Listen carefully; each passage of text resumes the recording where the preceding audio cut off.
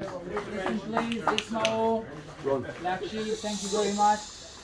This place, Kiin, was not very popular if not one family stayed over here, and the family name is Zinati, the Zinati family. And the Zinati family are a Jewish family that were here until 1948. In 1948, during the war, they had to leave this place, and after the war, they came back. Just two parents, father and mother, and a daughter. Her name is Margaret Zinati. And they were the only family, Jewish family, that were here for generation and generation. And the parents already died, and the only lady that's still alive, her name is Margaret Zinati. She's not married, she doesn't have a kid, and she lived in the building just on the other side of the synagogue. She still lives here. You cannot know if the synagogue is open or not. Sometimes it's open, sometimes it's not. Sometimes the gate over here to this courtyard is open, sometimes not. Sometimes you have to guide outside. Lucky us, it's open today, and we'll try to stay in the shade as much as we can. It's functional. It's functional, but not by the community, Jewish people here, because there's a very, very small Jewish community over here. The only family that still officially live over here, just one lady, her name is Margaret Zinati, and there are some few houses over here that Jewish people rent. Sometimes they live over here, sometimes they don't.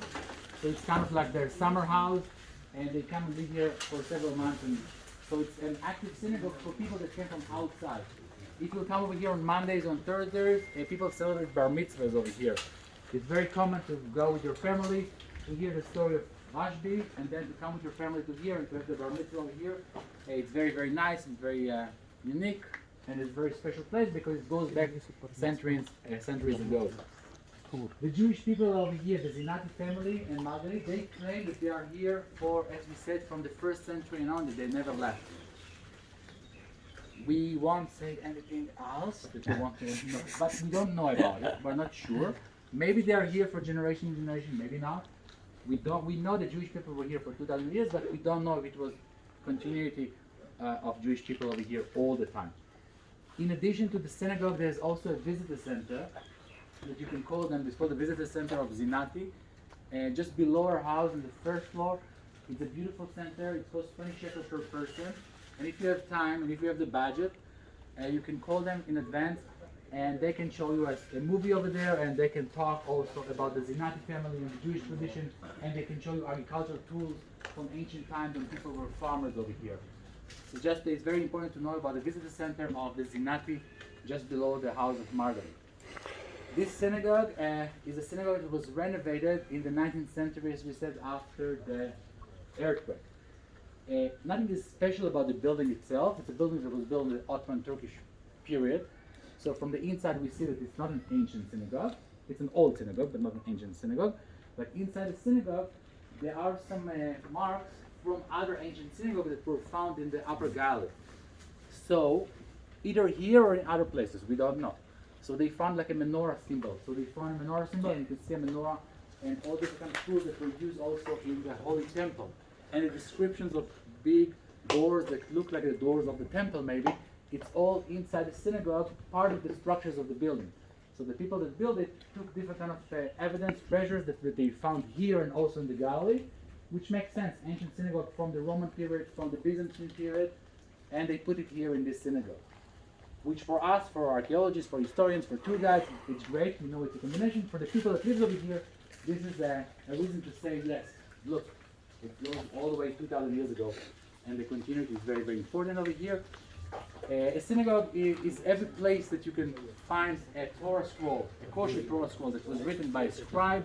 It's inside, facing to Jerusalem, to the south in this case. And there is no women's section over here, just men's section. In the previous ancient Sephardic communities, there are only a men's section, not a women's section. The women's section starts mostly in the Ashkenazic courtyard in Europe in the 14th century and on.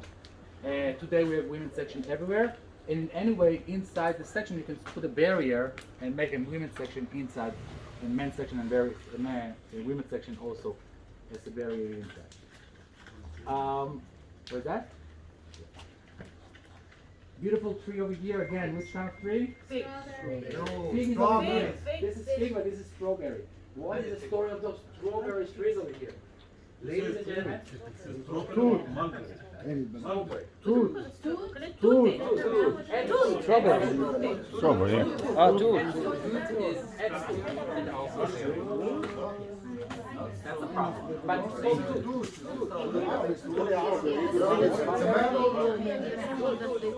Mulberry. Strawberry is druze. Okay.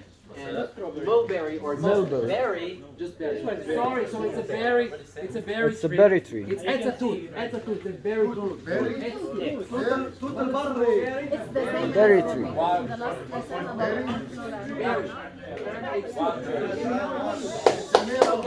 Male. It's a male.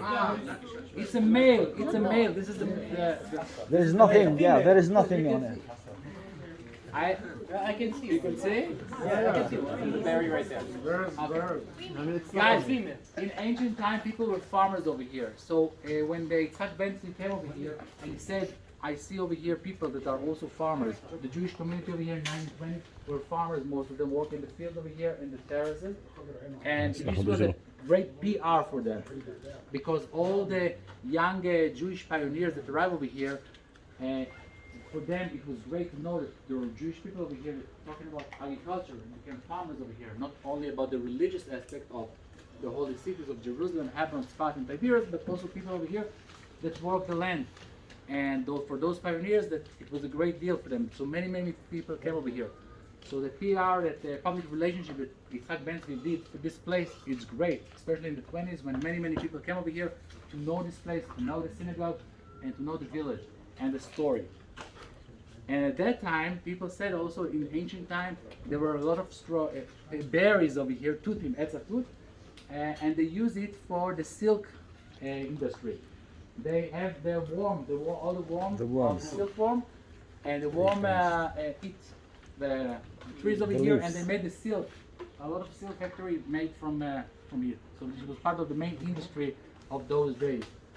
Also part of the Chukei Shmita, which is in Jewish tradition, every 7 years you have to stop cultivating the land. The Shmita. Yes. So we don't cultivate the land every 7 years, but the people over here asking the people of Tzfat, the rabbi of Tzfat, whether it's okay or not okay to continue to have those trees. And they said it's okay because you're not eating the fruit itself, you're using just the worm, and then you use it for the silk industry. And once you use it for the silk industry, it's not for eating and it's okay. So even in Shemitah, it's okay to have the strawberry, the berry tree. That's it. Questions about the synagogue?